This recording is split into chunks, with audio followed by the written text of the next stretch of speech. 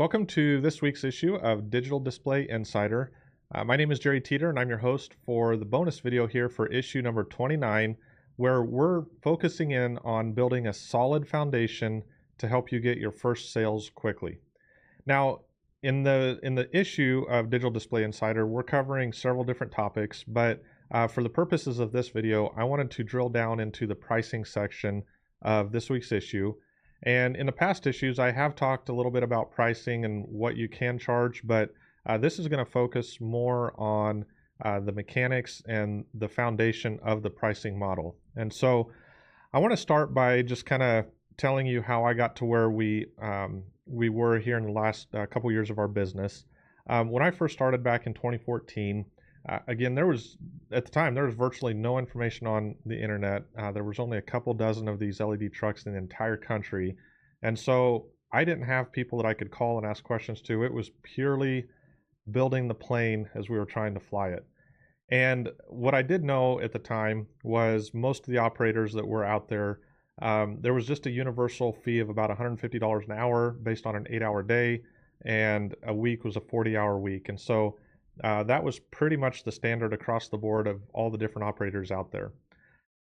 And that's the way we operated for, the first 6 years of our business. When I tried my first couple of attempts to start a local business or a local model, that was kind of the basis that I was basing everything on. And it wasn't until 2019, 2020 timeframe that I was really investing into internet marketing, how to market my business online, and learning just a lot of those concepts that I was taught this concept of, instead of trading your time for money, trading your the value and the end result for money.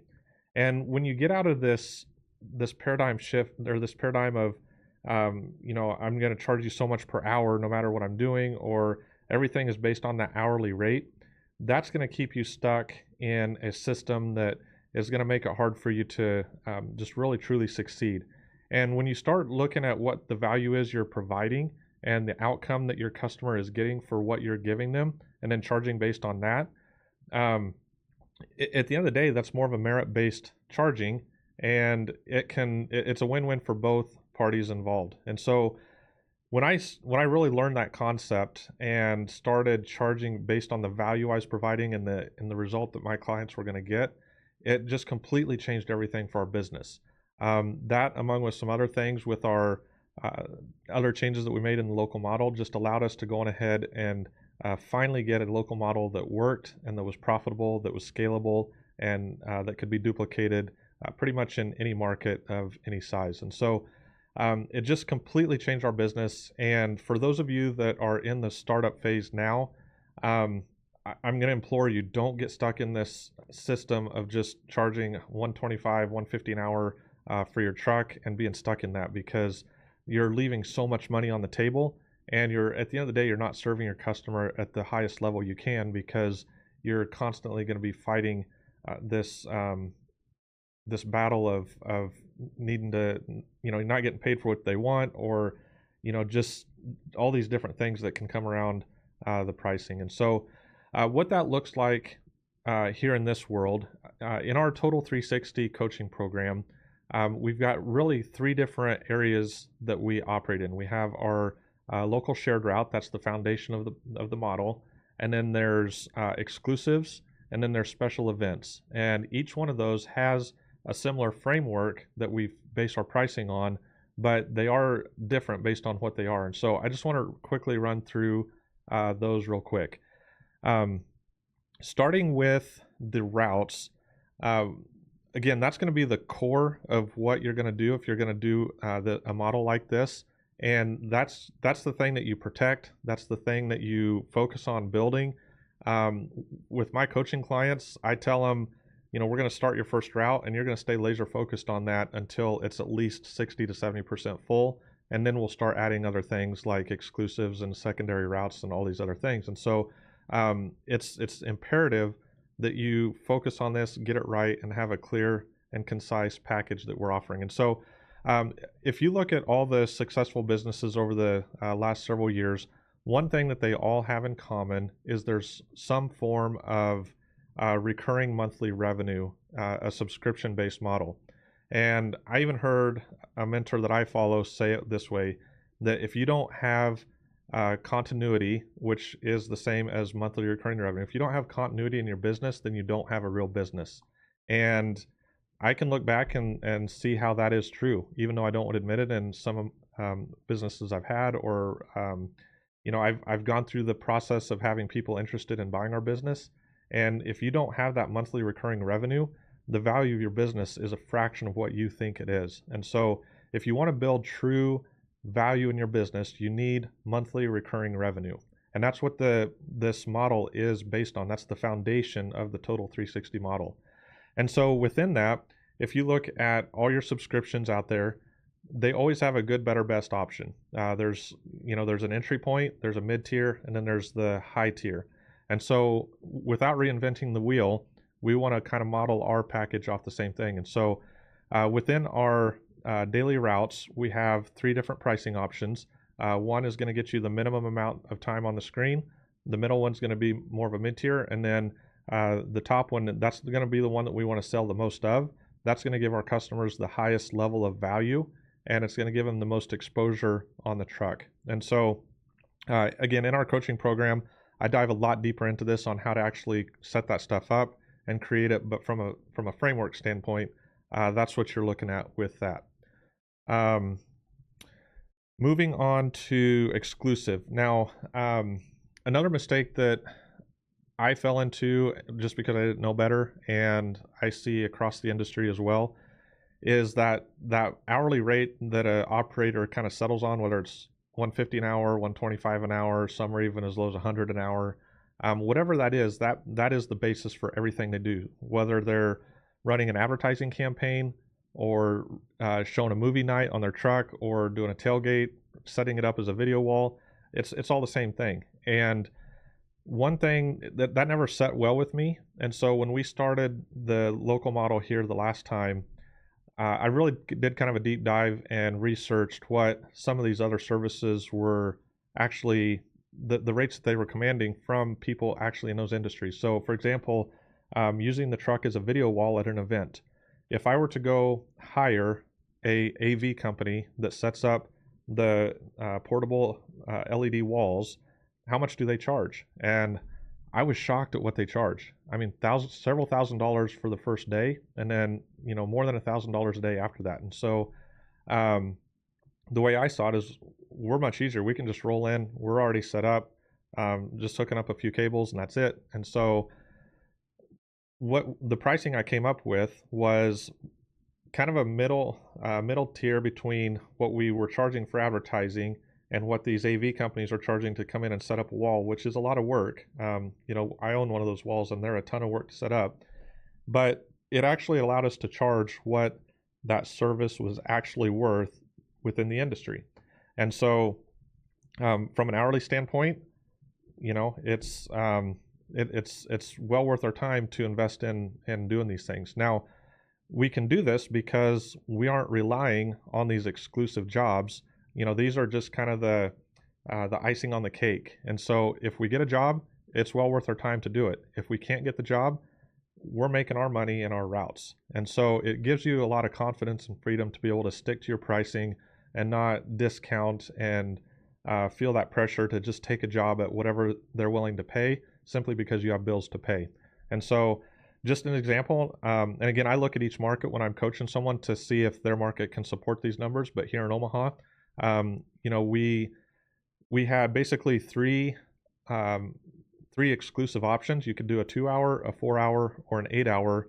The 2-hour was only available to our customers who were on our top route package, and so that was more of a kind of an add-on for them that they could do. Generally, though, our minimum to get the truck out of the garage for an exclusive was 4 hours, or we'd do 8 hours. And rarely we did multiple day contracts. It was mostly half day and full day contracts. And so the thing that you want to keep in mind here is whatever your 8-hour rate is, don't just cut that in half and that's your 4-hour rate. Just like anything in life, the smaller the unit that you're buying, the more per unit you're paying. And so in our case, we charged $2,500 for an 8-hour day, and our 4-hour rate was $1,600. And so it would push a lot of times people, if they were close to the 4 hours, just to go on ahead and do that full 8-hour day to get more value for not as much cost difference. And so whatever that number is for you, you can do your research and see what your market will hold. But for us and what I was setting up, I wanted to make sure that whenever we were getting the truck out for an exclusive event, it was well worth our time to do. And then the last one is special event pricing. Now, we've got an entire formula that we came up with for that, based on the number of days that it was going to run, or times, the demand of the event, just a whole number of different things. But to put it simply, we typically only needed about 1 to 2 clients on the truck to kind of break even. And then from that point on, any spot that we sold was, again, our profit. And those ended up being our super profitable deals if we were good at selling them out. And so some examples of that would be here in Nebraska, Husker football is, everything revolves around that. And so we had a Husker package. Creighton basketball, we had a Creighton basketball package. We had different packages that were recurring entertainment events that happened more than once. And so if it's just a one-time deal, that's an exclusive. If it's going to happen more than that, then we break it down into a shared model and charge. They can buy multiple spots if they want, but we allow multiple people to get on the truck. And so that really ended up working out well. And those three things together is really what make up our total 360 model.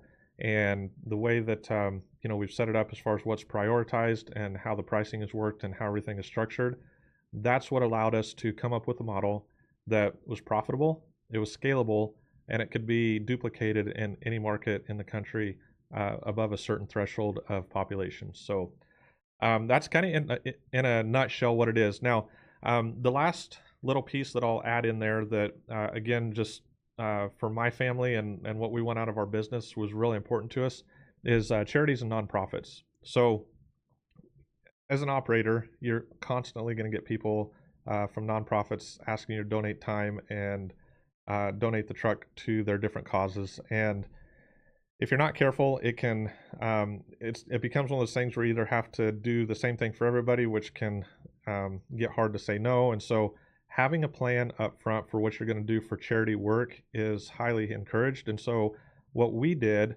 is we have a handful of charities here locally that we've supported, that we've adopted. I'm actually repping gear from 2 of them right now, Chariots for Hope and then 50 Mile March.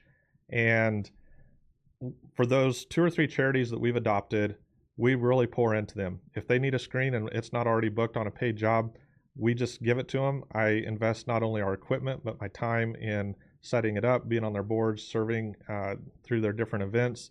And we just bless them with our equipment and allow them to have great events without the cost of doing it. Now, for all the other great charities that are out there that's doing great things that we just simply don't have the bandwidth to be that involved in at that level, what we've done is we give them a 50% discount off from our rate card. So we're still covering our cost. We're still able to show a little bit of a profit, but they're getting a significant discount from what a for-profit business would be paying for the exact same thing. And so that allowed us to just be able to open up our operation to any charity out there that wants to take advantage of this. And, it allows us to kind of treat everybody as evenly as we can, with the exception of the ones that we actually physically adopted. And it just kind of becomes a win-win for everybody. So that's just kind of a recommendation on that piece. I hope this video was helpful. I know this is a little bit longer one, and I could literally do an entire week's masterclass just on these areas. So I'm just touching the tip of the iceberg on this information.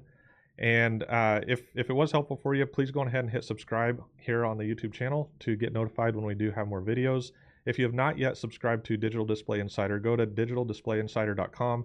Subscribe there. We try to publish these every week, and we'll just continue to put out content for you. And just lastly, just remember that success isn't measured by what you build, but by the lives you impact while building. So Thank you for watching and have a great week.